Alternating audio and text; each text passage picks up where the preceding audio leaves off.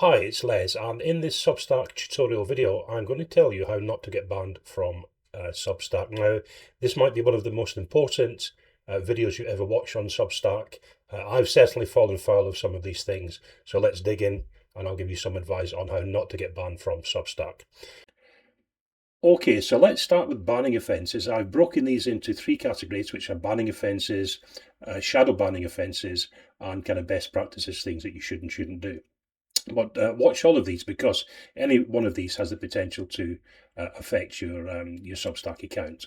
So let's start with banning offences. Now, using Substack as an email marketing tool, don't do this. Creating publications whose primary purpose is to advertise external products, distribute promotional offers, or drive traffic to third-party sites, rather than hosting high-quality editorial content. So if you're filling your posts and your Substack notes with links, you're going to hit a problem. I did it. I put some links in my notes, and I couldn't understand why my notes were getting no reach. When I looked at it more closely, I could see that I put an external link. So don't put external links in your notes. It's very bad practice. Worst case scenario, it could get you banned. Okay, affiliate links. Now, while occasionally permitted, a publication focused primarily on affiliate links for revenue rather than original writing can be flagged as out of compliance. So if your intention with Substack is just to spam it with affiliate links, you're going to create a problem for yourself. Okay, now engaging in artificial growth tactics, such as forming groups specifically to subscribe for subscribe, or using bot networks to inflate follower accounts on notes. Don't do any of this. It will get you a ban if you're caught. And you know, these guys on the likes of Fiverr and so on, who say they're going to increase your follower count, don't use them. You'll eventually mess up your Substack and it will get you banned. All right.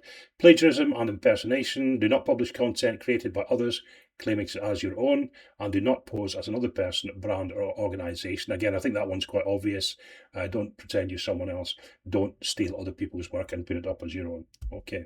And the final one on banning offences is spamming and unsolicited mailing lists. You must never import lists of email addresses that were purchased, scraped, or harvested. Only add people who have explicitly opted into your publication. So again, don't buy email lists and put them in there. This will get caught very quickly and you'll very soon be banned from Substack. I want to take just a second to tell you about my Substack Success Calculator. It's a calculator I built that scores you out of 36 points on 12 critical areas of your Substack journey. Now, it's likely if you take the test and you score less than 20 points, you're leaving growth on the table. The link's on the screen. It's lesbly.com/calc. Now, back to the video. Okay, let's move on now to shadow banning. Now, shadow banning is difficult because you may not realize at first that you've got a problem, but I've actually fallen foul to this. So be very careful you don't get shadow banned. Okay, so what you mustn't do is you mustn't treat Substack like Twitter or X, spamming notes. Do not use Substack notes merely to broadcast links to your articles. In fact, do not put any links in your Substack notes, because that will get the notes shadow banned. Okay, so notes are designed for conversation and not a megaphone for you. Promoting your own work in other people's comments. So avoid comment hacking by dumping links to your own, often unrelated publication in the comment section of a popular writer's post. Substack will pick up on this, and it's a shadow banning, if not an actual banning offence, if you keep doing that. Okay, only posting restacks. As you probably know, on Substack, you can restack other people's comments. Now, while you should restack, and I would recommend doing maybe 3 to 5 restacks a day, okay, it's a good thing for networking, but a feed consisting only of restacks will result in little or no growth. So Substack will pick up on it. They won't tell you anything, they'll shadow ban you, but they'll do it all the same. So be careful to have a good mix of restacking and your own original notes. All right. Going too broad, okay? Avoid making a newsletter about everything or just your life. You know, you've got to niche down into a specific niche, and the best practice really is to solve a problem for someone if you possibly can. So identify a specific problem and solve it.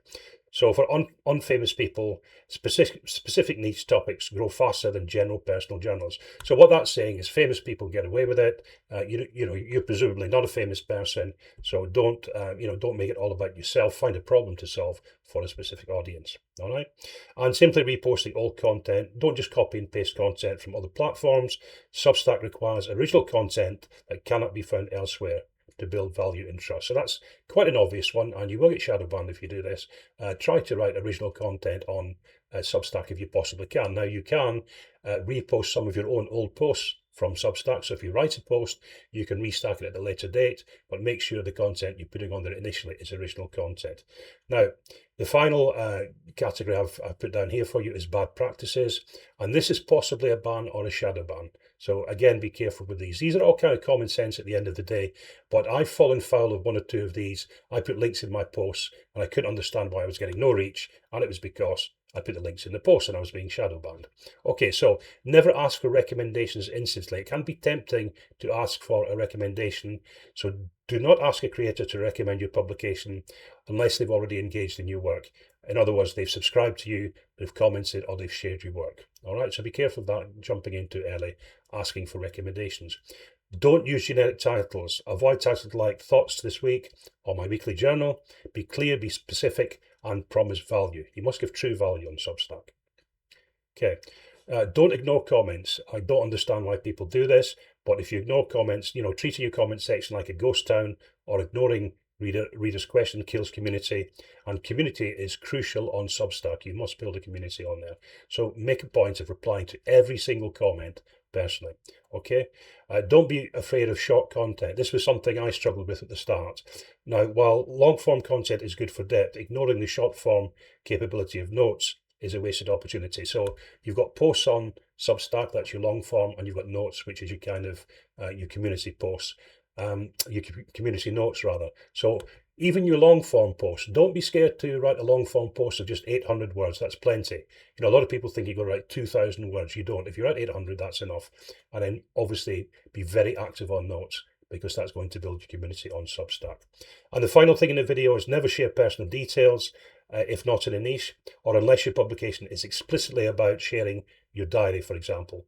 Don't share private personal details in a way that feels like an unedited therapy session. So you're not going to Substack for therapy, you're going there to contribute and put something worthwhile on the platform.